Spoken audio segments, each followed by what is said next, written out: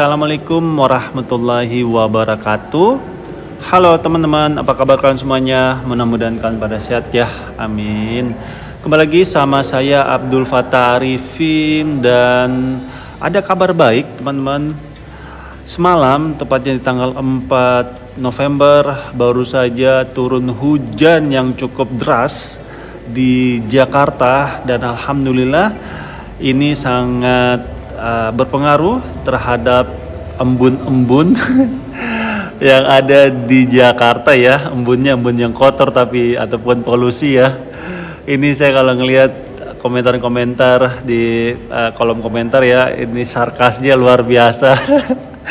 Ada aja yang mengatakan bahwa Jakarta ini kotanya adem ya, embunnya banyak. Apaan embun, polusi semua ini. Tapi alhamdulillah semalam Allah izinkan turun hujan sehingga polusinya banyak berkurang dan kita bisa lihat ya di gedung-gedung di ujung sana sudah mulai terlihat yang biasanya tidak terlihat sama sekali teman-teman, tapi saat ini sudah mulai terlihat dan video ini saya ambilnya sekitar 6:30 ya, jadi masih ada bercampur embun sedikit. Oke, kita kembali ke pembahasan pembangunan dan di depan kita ini salah satu proyek strategi nasional yaitu Tol Harbor 2 yang nantinya jalan tol ini akan terintegrasi dengan akses Tanjung Priok dan Tol Insinyur Suyatmo ataupun Tol Bandara Soekarno-Hatta. Dan Tol Harbor 2 juga ini akan berkontribusi banyak ya teman-teman untuk membentuk lingkar penuh dari jalan tol Jor 1 dan interkoneksi dengan tol Jiut. Dan saat ini Tol Harbor 2-nya sudah masuk ke tahap pihet ataupun penyangga girder dan proyek ini ditargetkan bisa selesai di tahun depan ya teman-teman dengan menghabiskan anggaran kurang lebih 15,8 triliun rupiah. Dan di depan kita ini juga salah satu proyek nasional yaitu pembuatan tiang sutet, di mana tiang sutet yang existing saat ini itu cukup rendah karena nantinya Tol Harbor 2 ini double decker ataupun tol di atas tol sehingga sangat berbahaya jika tiang sutet yang existing saat ini tidak ditinggikan ya. Maka dari itu tiang sutet di depan kita ini dibuat dan sangat terlihat jauh lebih tinggi ya, bukan tinggi lagi tapi jauh lebih tinggi daripada tiang sutet sebelumnya, sehingga nantinya insya Allah akan lebih aman ketika Tol Harbor 2 bisa beroperasi ataupun sudah selesai teman-teman.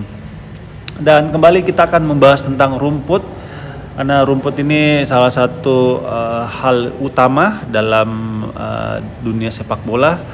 Dan saat ini di tanggal 5 November tahun 2023 sebentar lagi ya teman-teman, di tanggal 6 nantinya pergelaran Piala Dunia akan dimulai.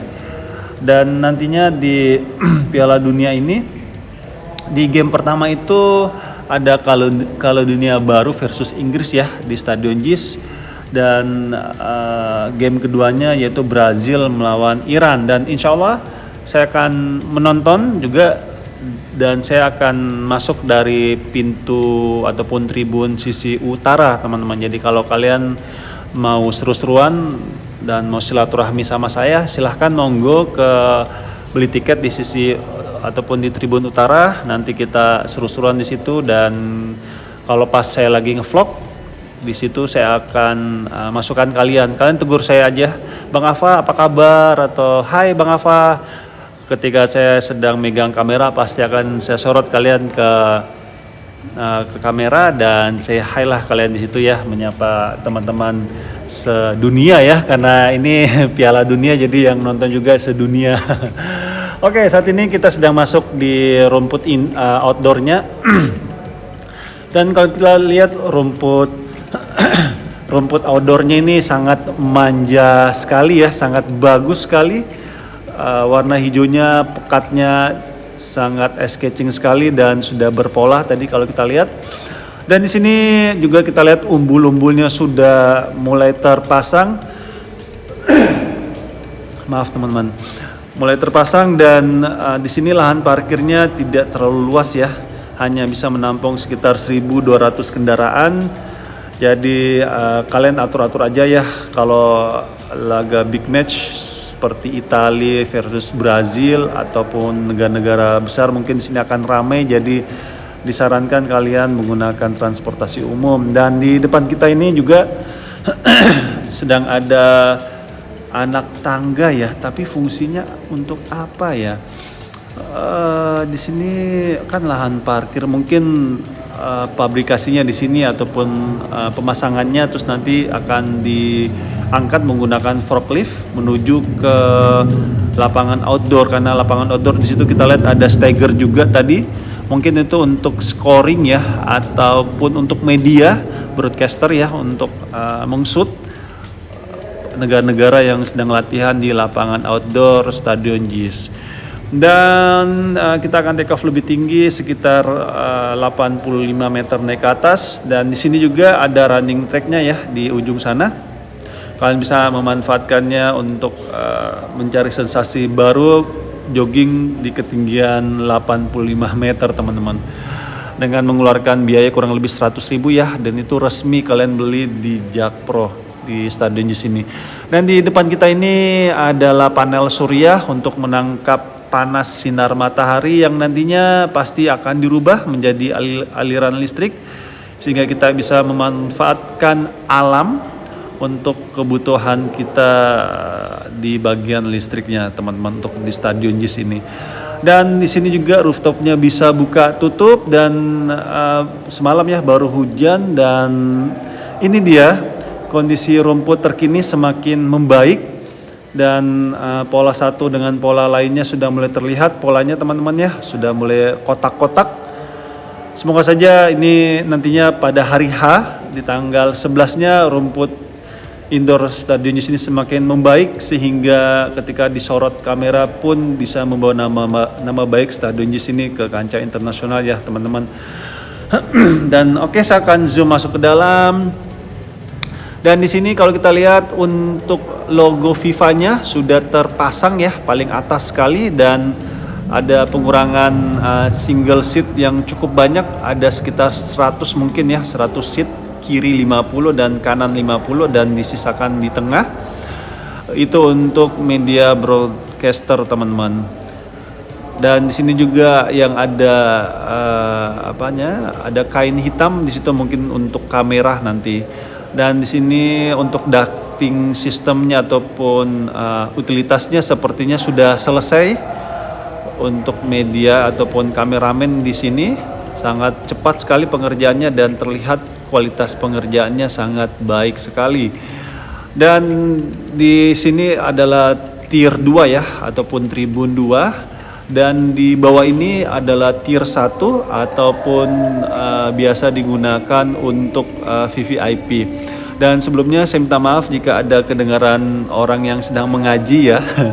Saya ini sedang mendubbing di masjid dekat Stadion JIS teman-teman. Jadi ya seperti inilah namanya masjid ya digunakan salah satunya untuk mengaji ataupun aktivitas masyarakat lainnya. Seperti saya ini lagi dubbing.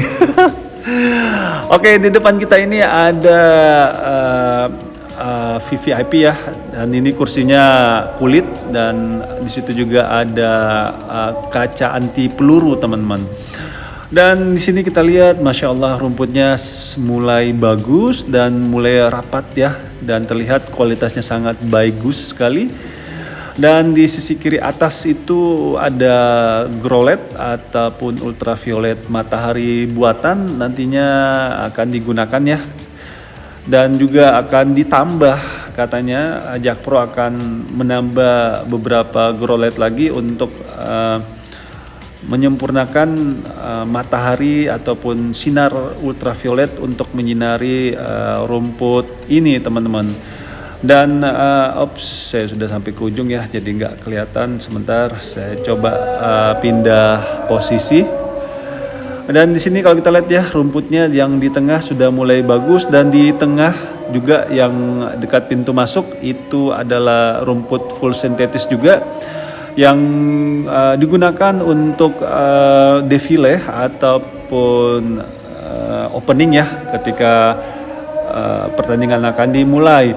Dan di sini untuk sisi selatannya juga semakin membaik. Di video sebelumnya biasa saja ya, dan saat ini semakin subur terlihat, dan ini baru saja dicukur ya teman-teman, jadi mungkin menunggu waktu sekitar 2-3 hari lagi sehingga bisa semakin lebat, semakin cantik pastinya. Dan di sisi timur saat ini semakin rapat rumputnya ya, dan rumput yang terakhir ditanam di ujung timur sana semakin menyatu dengan rumput utama. Ini menandakan perawatan rumput ataupun maintenance rumput di sini sangat bagus sekali teman-teman.